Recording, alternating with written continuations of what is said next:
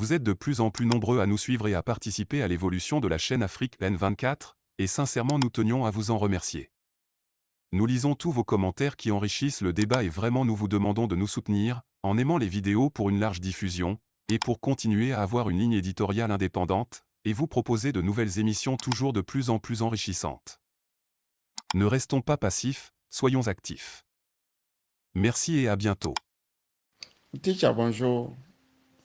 Teacher, ce que je peux retenir de tout ce qui se passe actuellement en Afrique est que les autres avancent, mais nous nous reculons au Togo. Teacher, c'est quand Ford ne sera plus là que nous allons nous apercevoir du temps qu'il nous a volé.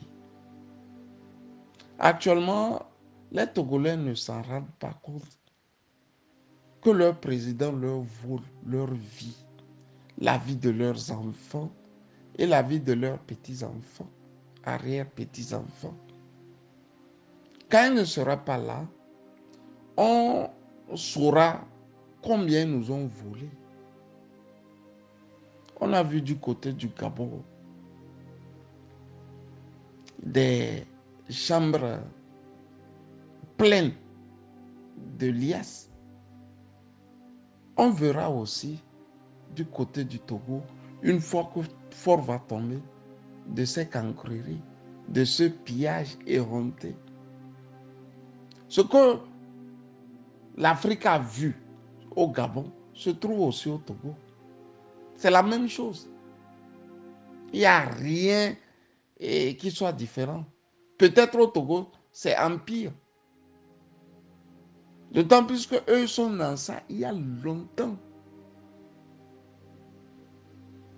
Ticha, c'est normal que nous voyons le ministre des Affaires étrangères, Abdoulaye Diop, faire le tour des capitales et surtout le tour de la capitale du Togo, Lomé. Même en pleine Deuxième Guerre mondiale. Les ministres des Affaires étrangères de l'Allemagne avec Ribbentrop, Molotov avec la Russie, Daladier avec la France, Chamberlain avec l'Angleterre, se retrouvaient pour parler. Bien que les bombes nazies pleuvaient sur Londres, ils parlaient toujours. Donc, pour ça, il n'y a rien de neuf. Ils vont toujours parler. Ce n'est pas parce que les autres ont décidé de quitter définitivement la CEDEAO qu'ils ne vont plus se parler. Sauf que le rôle que Faure Gnassingbé jouait n'aura plus trop d'effet que ça. Vous voyez, on a une ouverture sur la mer. C'est bien fort possible que c'est pour cela le Mali vient au Togo. Mais dans la plupart du temps, les Maliens utilisent plus le port de Dakar que celui de Lomé. C'est la triste réalité, ça. Ils vont toujours te parler, mais les négociateurs nés ne vont plus avoir trop du poids que ça. Quand tu me dis de te faire une analyse sur l'interview entre le président burkinabé Ibrahim Traoré et Alain Foucault, je te reprendrai qu'en 15 minutes, moi je ne peux pas tout de suite faire une analyse que le professeur Franklin Nyamsi a pu faire. Donc je t'envoie à son analyse. Sauf que son analyse est plus générale. Moi, j'ai préféré puiser dans l'interview ce qui concerne le Togo. Et ce qui concerne le Togo ici est le point sur les rétrocommissions. Le point sur les rétrocommissions. Ticha, tu as entendu le capitaine Ibrahim Traoré dire qu'ils ont pu mettre la main sur les rétrocommissions, l'État subventionnait à hauteur de 500 milliards les prix sur le carburant. Mais une fois qu'il est arrivé au pouvoir, ils ont pu engranger 400 milliards, ne subventionnant désormais que 100 milliards. Ce qui veut dire que 400 milliards se baladaient dans les poches de quelques voyous au Burkina en termes de rétrocommission. Ça m'a fait tout de suite penser au travail de Ferdinand Haïté sur les Adjakli. Et qui dit les Adjakli dit Fort Gnassingbé. Si le Togo subventionne aussi sur les prix du carburant et autres, ce qui veut dire qu'il y a des voyous qui se chargent de piller la République en termes de rétrocommission. Les Burkinabés ont eu la chance qu'il y ait un nouveau président qui mette la main sur ce banditisme d'État. Mais nous, depuis 56 ans, c'est du père au fils. Ce qui veut dire que depuis 56 ans, les gens sont en train de siphonner le pays, soit dit en passant, qui le dirige. C'est ça la triste réalité. Quand il a dit ça, j'ai dit tout de suite, merci Ferdinand. Puisque c'est Ferdinand qui a levé le voile sur ce pillage. Ce qu'on voit au Burkina là, où on subventionne 500 milliards chaque fois qu'il y a hausse des prix,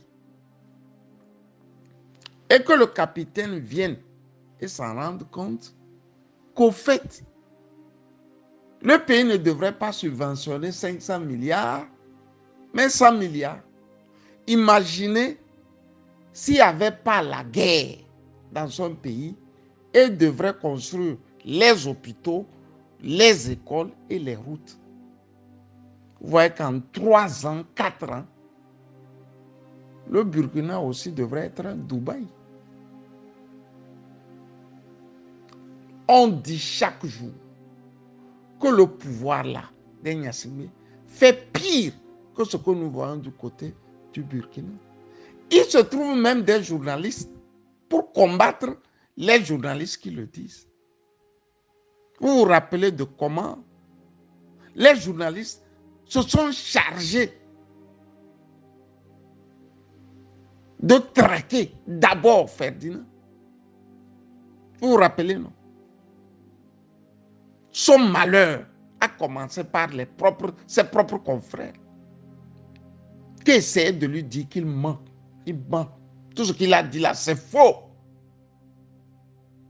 Quand ils ont fini, les partis politiques sont rentrés dedans, dont l'ANC. Il y a un cadre de l'ANC, M. Bamba Naboureba, qui trouvait que le juge ne l'a pas tellement tabassé, puni que ça.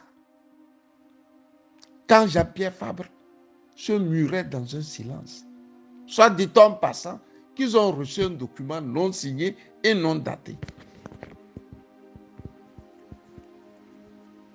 Ticha, quand Ibrahim Traoré a dit ça, j'ai dit alors, le Togo ne s'en sortira jamais. Tu vas me poser la question, pourquoi je dis le Togo ne s'en sortira jamais? Mais tant qu'il n'y a pas un nouveau président, tant qu'il n'y a pas un coup d'État, les gars ont les moyens de leur politique. Disons qu'eux subventionnent à hauteur de 400 milliards ou 300 milliards. Et que Dans la norme, au fait, c'est 50 milliards ou 100 milliards. La marge, là, le reste de la marge, c'est ça qu'ils prennent pour faire politique. Mettez l'accent sur les rétrocommissions. Regardez les rues à Lomé. On est en train de goudronner.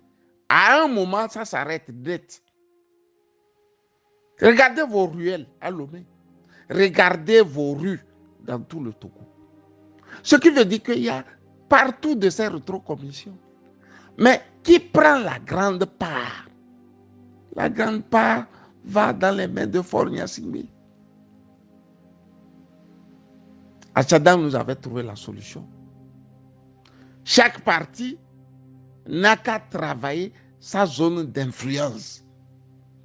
Et après, on fait la jonction.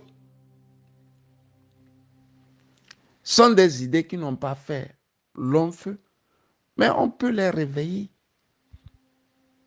Il faut réveiller ces idées-là, les travailler et les mettre en action. Sinon, Faure va encore faire 14 ans, plus les 20 ans qu'il a déjà fait. À tout casser, 34 ans. Nous revenons à la fameuse phrase que Ingrid Awade avait lancée, je crois, en 2007, en pleine civilisation bruxelloise, en disant « Nous sommes partis pour 30 ans de pouvoir ». Par le passé, nous l'avions toujours écrit à l'Instogo Info. Regardez ce que Ingrid Awade a dit, vient de dire. Faure Gnassingbé et UNIR, dans le temps RPT, n'avaient que 3 ans d'âge. Aujourd'hui, ils ont 20 ans d'âge. Allez-vous continuer à regarder? C'est la question. C'est la question qui doit tarauder dans chaque tête des Togolais. Comme Sali. Likez la vidéo si ce n'est pas déjà fait. Laissez aussi votre point de vue en commentaire.